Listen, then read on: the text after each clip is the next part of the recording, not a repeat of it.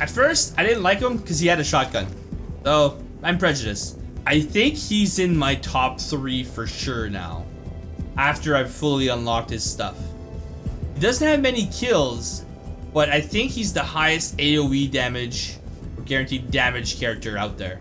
At first, you get concussive charge, which is a breach item. You don't need to carry a breaching charge with them. But I found that a lot of my missions, I didn't have a breaching point. I'm like, well, this is useless.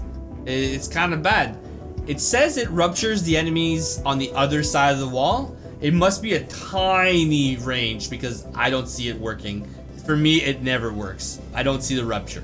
He also gets a grenade, shrapnel bomb, that you can use every single turn. It has a bit of a delay. At first, I was thrown off by that. Like, why would I want the delay? But if you plan it, it's not a long delay. It's like 3 turns. If you plan it, you can shoot enemies with it that are later on. Or if you have a grenade in your pocket and it's not going to waste an AP, you can throw the shrapnel bomb on your first turn, throw a grenade on top of it, do a pretty big explosion, and then still have an AP left with your turn.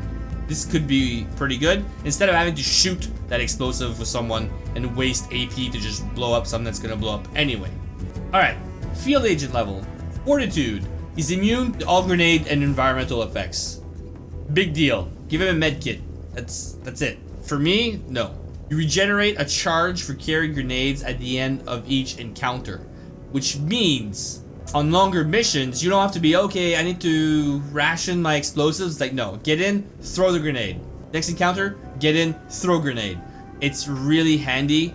And for me, I use an acid grenade, mind you. I was able to throw the shrapnel bomb, acid grenade, and it would do probably 8-9 damage. And that's a lot in the early part of the game. Then I saw sticky grenade. Like, okay, what I didn't realize and quickly found out, the enemy you throw this on, and you don't throw it, and you don't have to worry about cover. He shoots it, and it's a guaranteed hit. The enemy panics, and he runs out of cover. So if there's an Overwatch involved, you're gonna get the Overwatch. It's like Flush, but on crack. Steroids? Let's go with steroids. Forget crack. It's Flush, but on the steroids. So the enemy starts running, but I found out the enemy runs to another enemy, and often enough you'll hit 2, 3. He runs into a group. They don't run away to safety somewhere else. They just run to another ally like 90% of the time. Often enough I haven't seen them run into my guys, and the one time I saw that they were kind of running towards me, it didn't actually clip me, so I was okay. Upgrades, shrapnel bomb to deal damage through cover.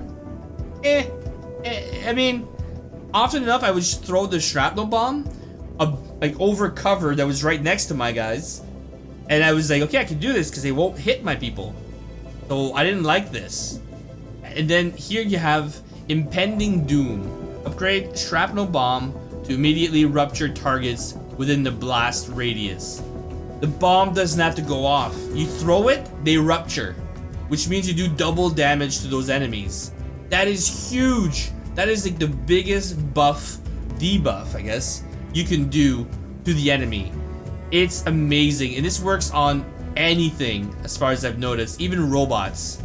If you don't have patchworks and you want to deal with the mechs, you just throw this, and because the first turn doesn't end your turn, then that grenade you throw on top of that grenade just does a ton of damage, and that lasts for an entire turn, if not the whole fight.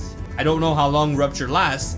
They never last long enough to matter, because I can shoot them with somebody else, do any form of other damage. Even patchworks can just run through and enemies just fall off with their voltaic arc. Once I found out he has rupture, this is what made the character for me. And then barrage, you can do shrapnel bomb twice in your turn because there's no longer a cooldown link to it. Yeah, shrapnel bomb and sticky grenade do +1 damage, do not end your turn automatically, and shrapnel bomb can now be used more than once per turn. So you can now rupture multiple enemies, multiple groups of enemies every turn. You basically have rupture all the time. It's amazing. The other one is once he does his training, he gets heavy ordnance, which basically gives you an extra use out of your grenade. So if it's a 1 mission, you have 2 grenades now in that fight. It's grenades, but it's not just damaging grenades. It could also be a bubble grenade, which could be useful, but I'd rather just kill something. I'd rather not just use the shrapnel than bubble grenade. But it could be like a flashbang, could be whatever. You get 2 usage on your first encounter. I've noticed sometimes it's wonky on the second encounter of the same mission.